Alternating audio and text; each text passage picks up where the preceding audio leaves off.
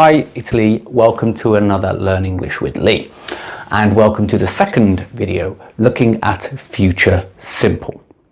In my first video, we spoke a little bit about future simple, and we said that usually in a school or in a English course book, future simple is taught at the elementary level. And the idea is, if you want to talk about the future, you can use the future simple. But I told you in my first video that actually native speakers, if we want to talk about the future, we actually use going to more than we use future simple.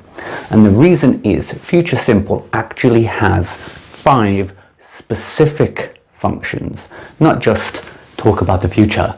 No, very specific functions about the future. And we said that these functions are in first conditional sentences, spontaneous, when you're making spontaneous decisions, this was the first video, making suggestions, making promises, and when you make predictions. So the first video was about spontaneous decisions. So if you haven't watched that video already, please go back and watch that video.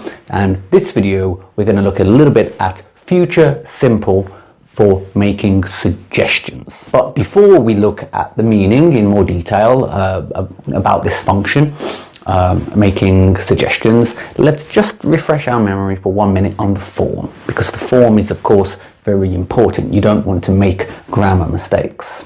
And we need to remember that the future simple uses will, which is a modal verb. So I've already made a video introducing modal verbs a little bit, because all modal verbs have the same rule. So we have the subject, then we have the modal verb, then we have the infinitive without to. What this means is, so the infinitive, it means no he, she, it, s. It means no ing, no ed. So an example would be I will eat, you will eat, he will eats. No, he will eat. So it's subject plus modal verb plus infinitive. So I will eat, you will eat, he will eat, she will eat, we will eat, they will eat, it will eat. The verb doesn't change. The verb is always in the infinitive. Okay, so well, I hope you know that already, because we looked at that in the first video. So now let's have a look in a little bit more detail at what I mean when I say this function is about making suggestions. So we need to imagine a situation. So imagine 2 people, 2 friends, they meet in the street. The first person says, "Oh, hi Ronnie, how are you? Long time no see." Ronnie, person B, says, Yeah, I'm good. Actually, it's my birthday tonight. Do you want to come?" And A replies, "Tonight? Yeah, sure. I'll bring some food."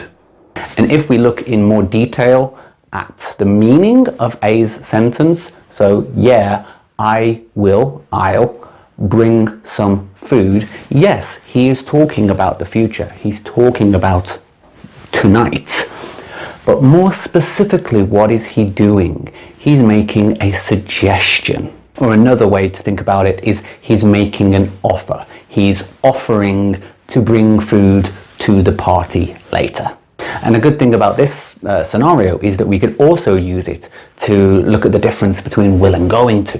So if we imagine the other person then says, "Oh, no, don't worry about food. Steve is going to bring a lot of food."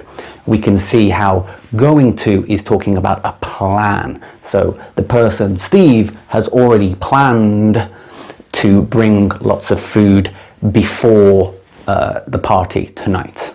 And we can extend our example.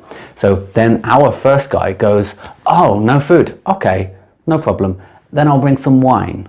So we can see grammatically, so it's subject, will plus infinitive, the form is the same, but the second time that he's using the future simple, the function is actually a little bit different.